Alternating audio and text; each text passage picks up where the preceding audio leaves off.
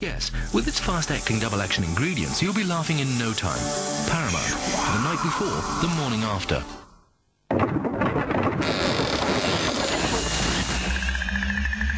Simon had done Dan Doyle, and I'd done Mash and Peas with Matt and Dave. And then there was a very sort of, I have to say, very vague idea called Asylum. I remember basically the arse falling out of my world when I saw Asylum for the first time. I remember seeing Asylum very late at night and being aware that it was quite dark. That was what was nice about the new stuff on Paramount, is they were willing to give people their sort of head and let them do things somewhat less conventionally. The Asylum, which was one of the things that one of the very first shows that Edgar made, and in fact I think was the show where Edgar met Simon Pegg. Simon and other people in the cast, and Edgar and David Williams wrote Asylum, which was a narrative-based sketch show practically. The basic idea originally was that it was just stand-ups doing stand-up in cells in an asylum, which, you know, actual mental patients. Now would be quite politically incorrect, and to be honest, it was politically incorrect back then as well. I met a pretty boy selling his cheese, so ripe and keen. Excuse me, did you order a pizza? Yeah, great. That's $6.99, please. No, I ate it ages ago. I remember saying to the waitress, "Can I have a thick pan supreme with extra anchovies?" And she said, "What size?" I said, "All about that long, by that wine." Excuse me? Did you order a beef magic? I ordered the destruction of mankind. It was late. I remember just seeing the title sequence of it. It was where Edgar has this amazing crane move up to reveal the building. You didn't do that in comedy shows up to that point. That was a defining moment in comedy for me. I just thought, wow, yeah, comedy can be cool. Yes!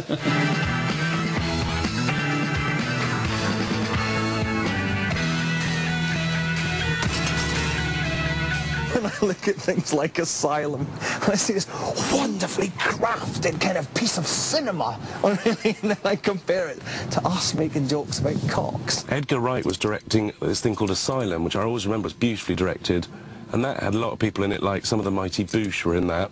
I remember Julian quite clearly, visually, Julian, because he's just quite striking. Did you have a beard in Asylum? I'm struggling to remember what you Pointy looked beard. like. Pointy beard.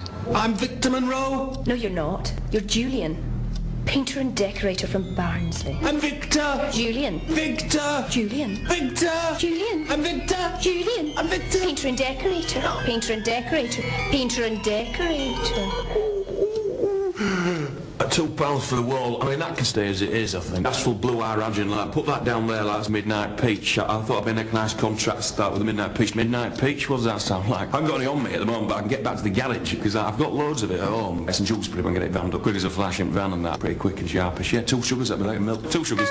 Just all the biscuits.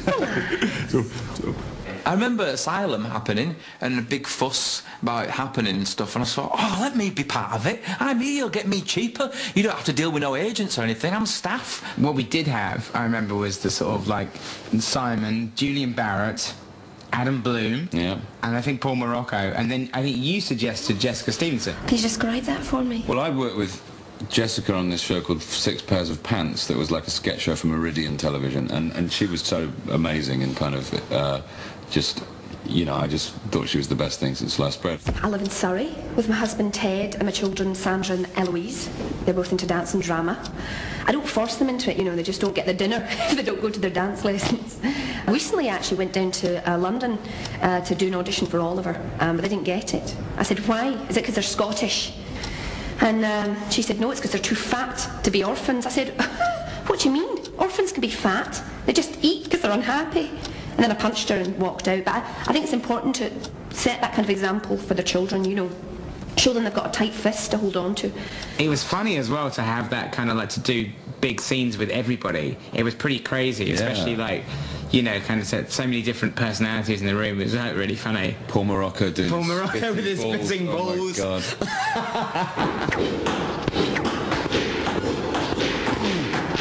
Rides time, like a donkey. And we are trapped in time. Look at you playing with time as though it was a kitten. You mold time. You shake time, you bend time, shake time, shake it, twist it, baby, yes. Time, I am trapped in time, but you are free. Oh, silent face, you mysterious, beautiful bitch. I don't know what had happened there on the side of me and Paul Morocco. We sort of like teamed up. You got going, didn't you? It could have been me and Paul Morocco, you know, all the way. Luckily you stepped in. Better with ping pong. His control of ping pong balls is better than mine. I mean, you could put the stuff now, you know, 9 o'clock Friday night, Channel 4, and people would go, give it a BAFTA. It was not something that you'd really seen on a cable channel ever before. There's one line that still to this day me and Simon repeat endlessly when it comes to us, is Julian saying in a monologue, he goes, I was a young man once. I was a young man once. I was a flapper, a gadabout. A little Johnny Rooster, full of the hopes and dreams of youth, full of the hopes and dreams of youth. And it's the line from Asylum that's really stayed with us, was from one of Julian Barrett's monologues. These guys are absolute geniuses. And there's literally like, I can't watch any more of this. This is going to depress me too much. And then, so as a result, whenever people said to me, oh, have you seen Asylum? I said, yeah, it's shit. You sort of think, what was it about the channel at that time, in that particular couple of years, that kind of led to all this? I'd like to think that I will be remembered many years after my own death. What for? For the things I say and do. The things you say? Like what? Have you seen my light blue trousers? Can I have a crisp? There are many things I do that you don't know anything about, okay? We didn't know anything. We didn't have any ideas of what would or wouldn't work, or no. So you just do everything. I don't think I'd ever acted on screen ever before, so it was like I didn't know what way you looked, how loud you were supposed to talk or anything. They were the sort of the YouTube or whatever it is of their day, or the MySpace. Only recently, it seems to me that they're trying to do what they did in the beginning, get new, fresh talent on there. Because that was the first TV experience we had, really. We've never wanted it any other way. It's quite difficult to capture that time again, isn't it? You know, to have that sort of freedom. Going into that building to do that little kind of thing about a spaceman that I'd cobbled together in Nick's flat. It's so weird when you actually think about all of this and you look back at everyone who started at Paramount at that time, because some of them have gone on to become comedy superstars, comedy superstars, comedy superstars.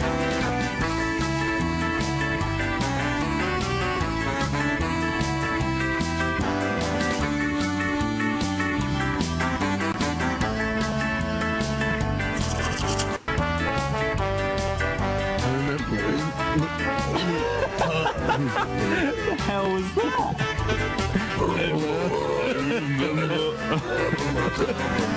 It's just my mum bringing me some tea. I was just out today. I'll be home at 6. Give me a fucking award. I'm only joking. Don't want one. Was he rude? How rude can I be back? No, he wasn't rude. Okay, then I was rude. You sometimes get that spacesuit out in the bedroom, don't you? Always. With you. Yeah. And the dog, yeah. The dog. He said in Eat magazine that I was thick as 2 short planks. And I am. But you don't have to be brainy to be funny, do you? Don't. Donald Duck can't even speak and he's funny. Innit? I think it's